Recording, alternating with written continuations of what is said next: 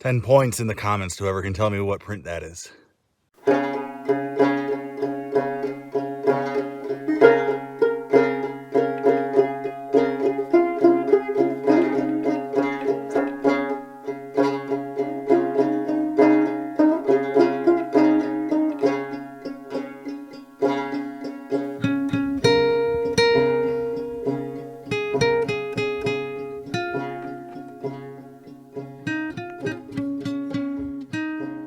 Good morning. I am at the, I assume that stands for Continental Divide National Scenic Trail 813 trailhead at the Rio Grande National Forest in colorful Colorado. I will not be in Colorado for long though, I think. You see my car. Beautiful, cold, late fall morning. Really mid-fall, actually. It's not even Halloween yet. It's Halloween weekend, actually. See the Cumbres and Toltec narrow gauge railroad right there. I think that's Cumbres Pass station. So we're gonna hike a pretty obscure 11,000 foot peak today. And as you can tell, winter has come to the high country of northern New Mexico / southern Colorado. Lots of snow, but we are prepared for it.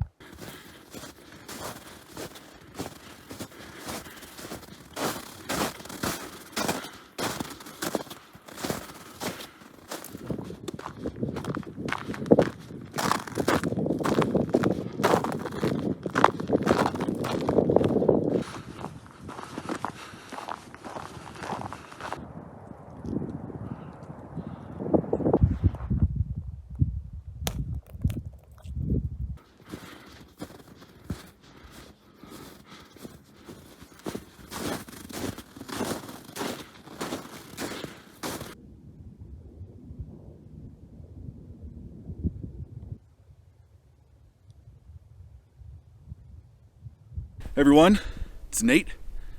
Right now, my left side is in colorful Colorado, and my right side is in the land of enchantment. I am on the state line.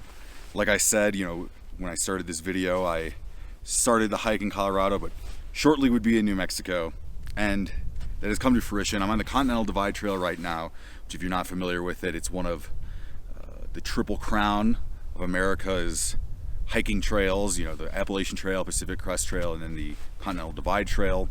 Stretches from Mexico to Canada, mostly follows the Rocky Mountains for the entire path until it hits New Mexico, where it kind of ends up in this weird high desert landscape until you hit the border. It's pretty cool for me to think that if you were a through hiker, when you hit this point, you either completed your first state and had 4 or 5 more to go before hitting Canada, or you'd be on your last state. And like I said, the scenery in the New Mexico portion is a lot different. As far as I know, I've never done the whole thing, obviously. The scenery in the New Mexico portion is a lot different than the rest of the hike because it's not really in the Rockies for most of it. Now, I did say we are in the Rocky Mountains, so New Mexico does have 2 parts of the Rocky Mountains in it. It's the more famous part being the Sangre de Cristos, which start in Santa Fe, head up north through Taos area until they hit Colorado. And that's where you get all of New Mexico's 12,000 and 13,000 foot peaks, and a really sizable portion of its 11,000 peaks, 11,000 foot peaks. However, 10 of New Mexico's 11,000 foot peaks are outside of the Sangre de Cristo range, and 3 of those are in New Mexico's other small piece of the Rocky Mountains. New Mexico does own part of the South San Juan range, which is in south central Colorado, but does jut out a little bit into New Mexico. You've probably already seen some cool jagged peaks. Those are literally like a mile over the state line in Colorado. They really drew the border perfectly when they were drawing the state line. So 3 of those peaks are in this range, those 11,000 foot peaks that are outside the Sangres, and we're doing one of them today. It's just over 11,000, 11,060. So it's been a pretty easy hike so far. As you can see, snow on the ground, but we did come prepared. We've gotten a lot of snow the last couple weeks, and the weather's stayed pretty cold, so it stuck around. I'm gonna head out, head the rest of the way in New Mexico. This time of year, late fall, early winter, is probably my favorite time to go hiking. Not necessarily mountain climbing, but definitely hiking. It's just so peaceful. Snow on the ground, you hear the elk bugling. Temperature this morning was pretty cold. I think it was 21 in Chama, at least that's what a sign on a bank said. So my guess is probably in the teens when I started the hike, but it's definitely warmed up significantly. I'm assuming that anyway, based on the fact that my mustache is no longer freezing.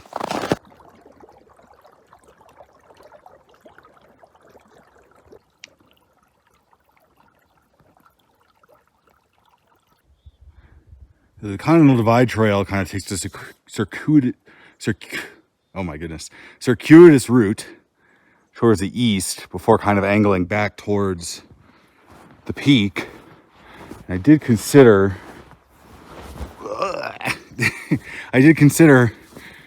going off trail, but with the snow, as you can see, the terrible deadfall off trail, I decided to just add the extra mileage, get a workout. 10 points in the comments to whoever can tell me what print that is.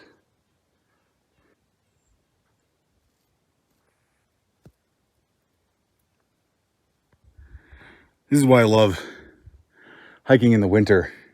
You get to see, it's like a snapshot integrated in time of what happened. Obviously right here, something had bedded down for some time. Probably an elk. It is elk hunting season, it's the elk rut.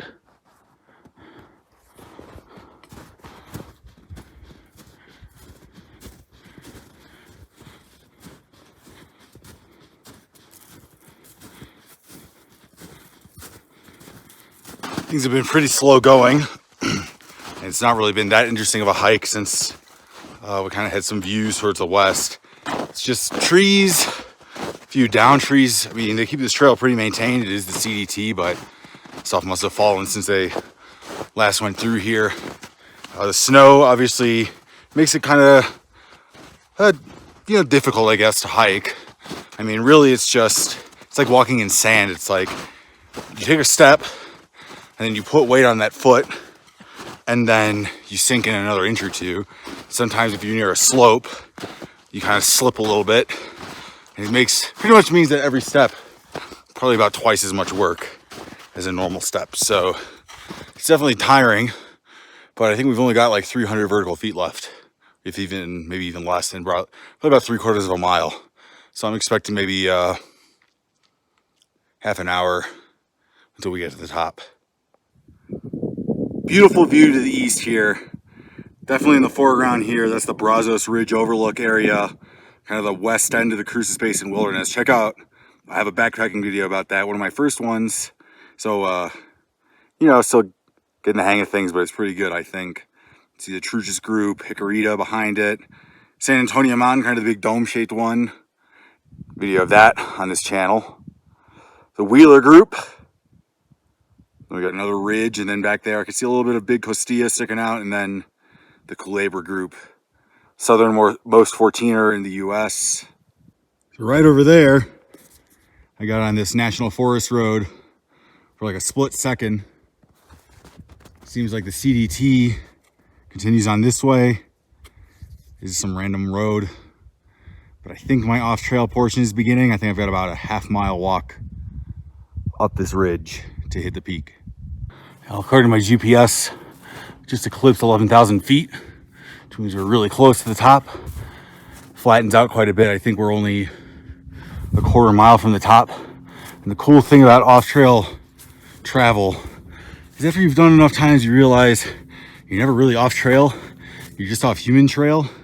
So I've actually been kind of following these elk traces the way up, and it's been working out pretty well. Finally, we've caught sight of the summit. Let's head up and officially bag the peak. It's beautiful up here for sure.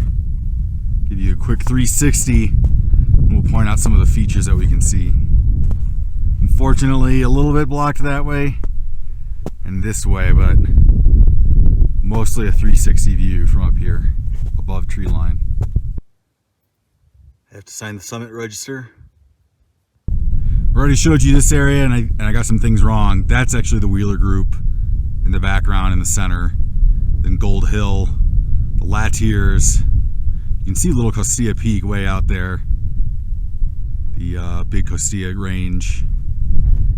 Right now, the Culebra Range is obscured by those trees, but we see Blanca, the behemoth, sticking out there. Moving across this way, these are a bunch of like 12ers in Colorado. Don't really know any of their names. I know one of them is Chama Peak. That much I know. Way back there. Can see something. No clue what that is, but it might be a 14er. It might be Hermosa Peak in Colorado. I want to say those are the La Platas. So here in the foreground then, or not in the foreground, but like right behind the foreground would be probably the Jicarilla Apache Reservation. I think this tall peak in the center is Chromo Mountain.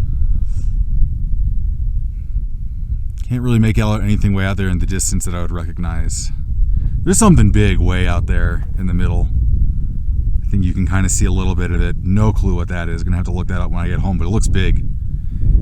It's possible it's even Mount Taylor, though. It seems a little too far north for that. Of course,